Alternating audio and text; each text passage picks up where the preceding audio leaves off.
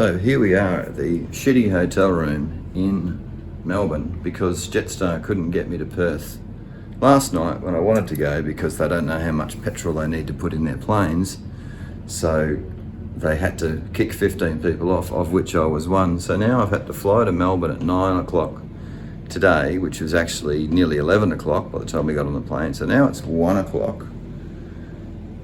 I don't know, 1:30 or something, and I've got to be back at the airport at 4:30 to get on a plane at 5:30, which will probably be delayed or cancelled, to go to Perth. So I've got 2 hours in this shitty hotel room to do God knows what. Ruin it, I suppose. So anyway, that's the joys of flying Jetstar, which I strongly recommend you never do if you want to retain your sanity, because they are thoroughly fucking incompetent. Right. We are back in Perth, finally. Picking the bike up.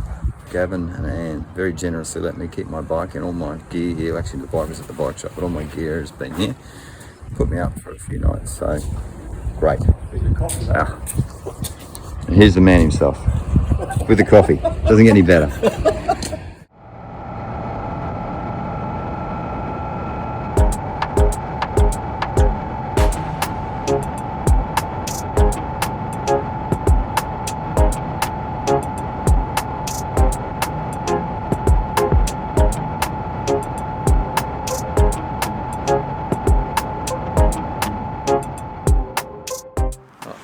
There's a red dot, there's a red light there. You find me stopped on the side of the road just south of Bunbury on the way to Yallingup. I had a outstanding trip from Melbourne across to Perth with Jetstar, which I think stands for just expect terrible service all year round. It truly is a terrible airline. Do yourself a favour, don't fly Jetstar under any circumstances. I'm looking forward to getting to my stop tonight so I can have some sleep. I haven't exactly had a lot. I think about an hour and a half.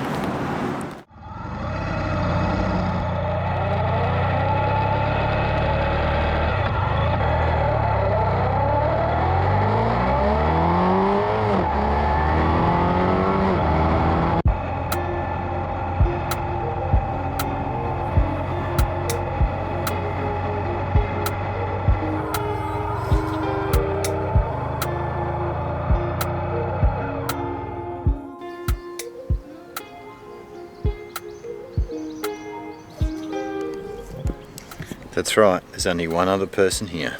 What a difference a week makes. All the school kids have gone back to school and all the grey nomads are up in the north where it's nice and warm. Finally, peace and quiet.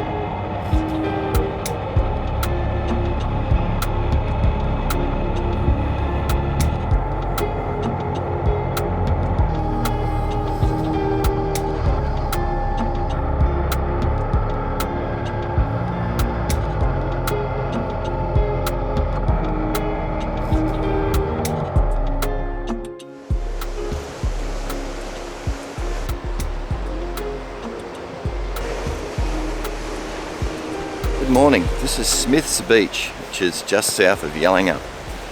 I'm sure there's a name for this general area, I guess Margaret River area. Good night's sleep, better than 1.5 hours in a shitty hotel in Melbourne. Beautiful morning today, bit cloudy, little few spots of rain last night but nothing too extraordinary.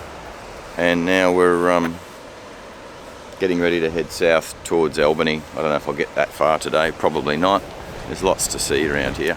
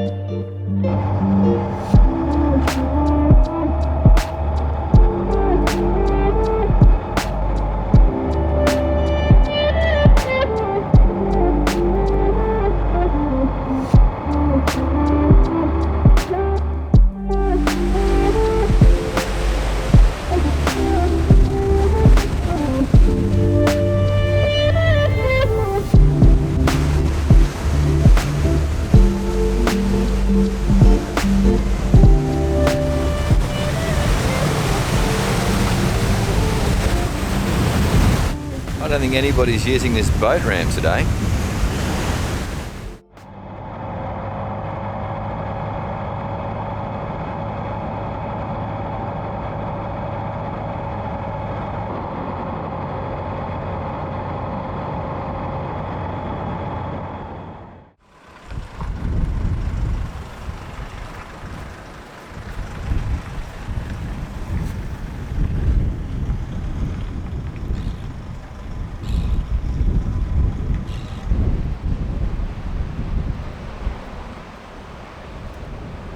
This is the southern end of the Cape to Cape walk that goes from Cape Leeuwin, where I am at the moment, to Cape Naturalist, up that way, 130 something k's, all the way across there. fact, two people that were staying in the caravan park last night, two ladies, were doing that walk, and they'd made it the first day and then realised they didn't want to carry all their stuff. So they got their daughter to drop a car off, actually 2 cars, so they could do car hopping all the way down and not have to carry so much stuff. But it's pretty miserable down here today. Pretty windy, pretty cold, 14 degrees or something, but still very nice. Better than being at work, I can tell you that. Hang on. I should also mention that this is the junction, the joining, meeting of the Indian Ocean and the Southern Ocean. That's the Indian Ocean. The Southern Ocean's over there. Normally you can go past the lighthouse and have a look, but it's all closed off at the moment. So I'll have a look around the other side and see if we can get a look at it. But you know, it's water, it's all joined together, but it's like a geographical boundary. So yeah, mildly interesting. That's the Indian Ocean, and that's the Southern Ocean. It's a remarkable difference, really.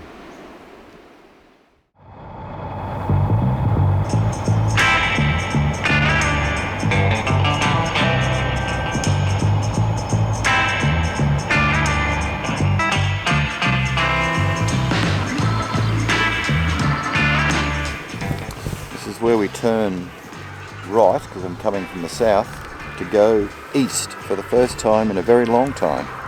So this is where we start heading for home. Down that road there, that takes me across to Albany, Esperance and other places, and that's where I'm going now. So I've finally stopped going south and I'm about to start going east. What a novelty.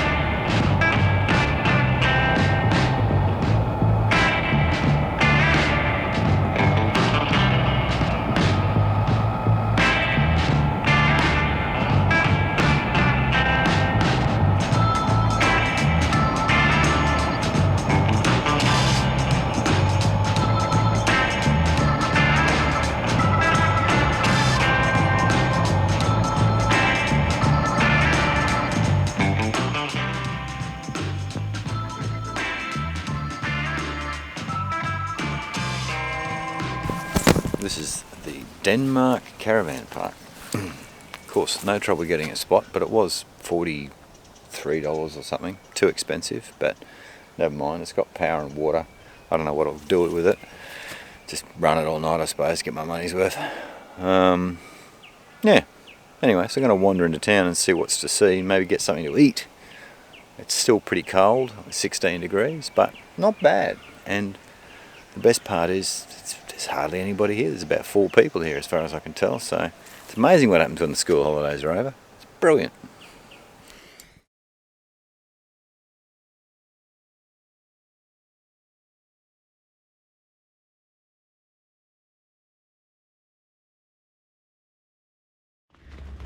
Good morning. I join you this morning from the tent. As you might have figured out, it's raining. The weather map tells me it's going to be, the radar tells me it's going to rain all the way to Esperance, which is where I was going to go quite that far today, but as the sightseeing is probably going to be a bit suboptimal, I'll probably try and get to Esperance, where I'll secure myself a motel room. A fun day ahead, but you know, it was always going to happen. I've avoided it for more than half the trip so far. This is my first day of really riding in the rain, so yeah. Anyway, at least I got new tyres, so that's something.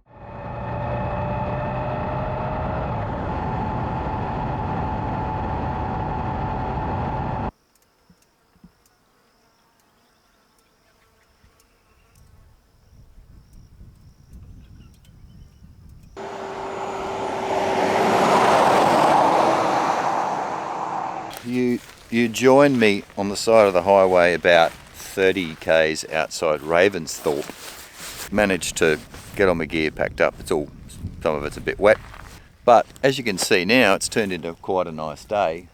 But it's cold. It's about 13 degrees, so I've still got all my wet weather gear on to keep the wind out. There's a lot of little places to stop in and see, but they're all 50 and 60 k's off the highway. A lot of them down dirt roads, which all pretty slippery, so I'm giving that a miss and just heading to Esperance on the bitumen.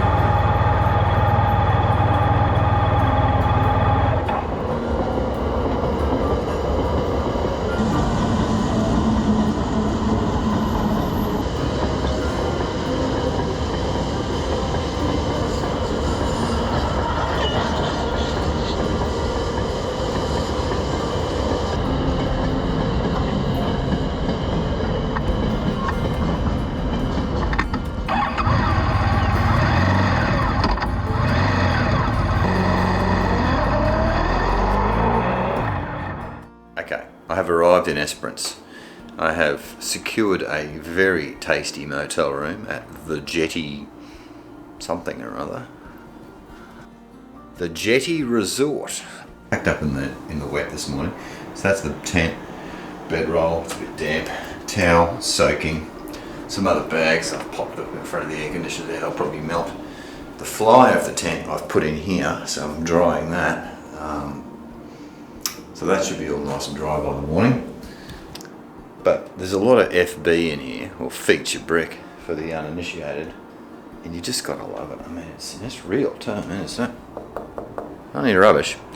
None of the pretend stick-on crap. Tomorrow I'm heading up towards the Nullarbor, past Cow Rocks, I think it is. I don't know how you pronounce it. It's a very interesting looking place. I can't find much information about it, but very unusual looking rock formation, so I'm going to have a look at those tomorrow. Might not be everyone's cup of tea, but I think it'll be promises to be interesting.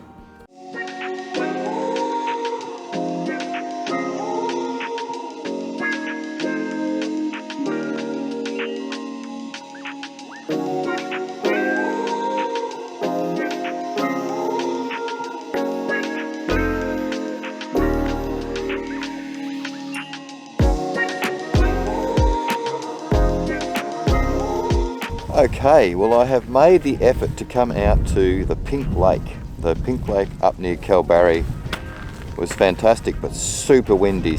And I've arrived at the Pink Lake and I've got bad news.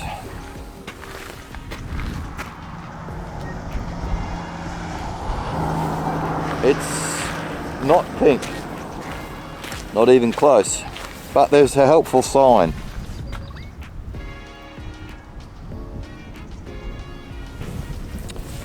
So that's useful. The Pink Lake. No stars.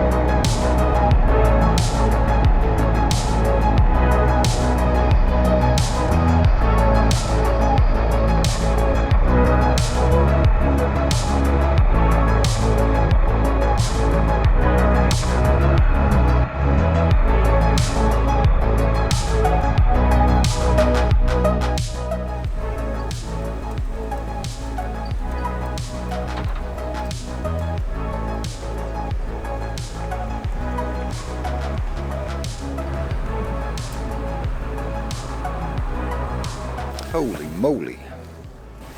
That's better.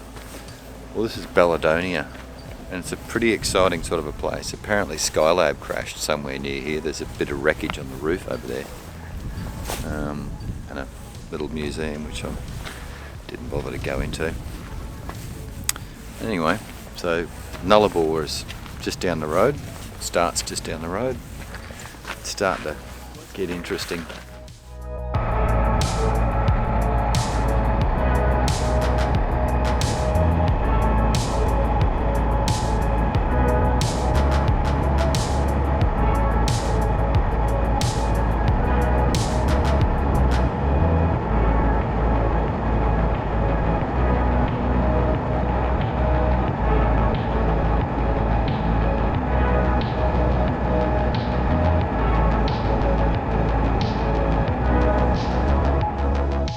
Well, we're not on the Nullarbor yet, but we are about to enter the longest straight road in Australia. 146.6 kilometres of sheer boredom.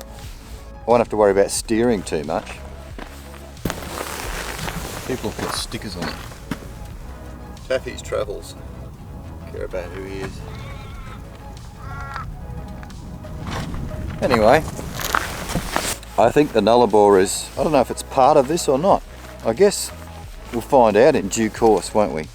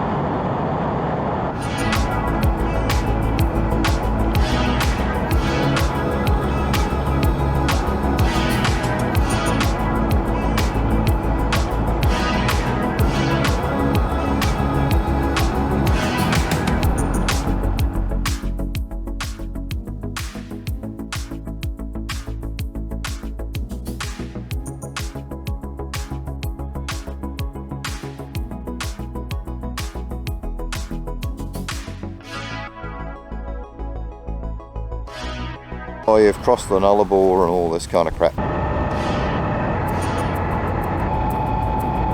This fine box. It's cold, 9 degrees.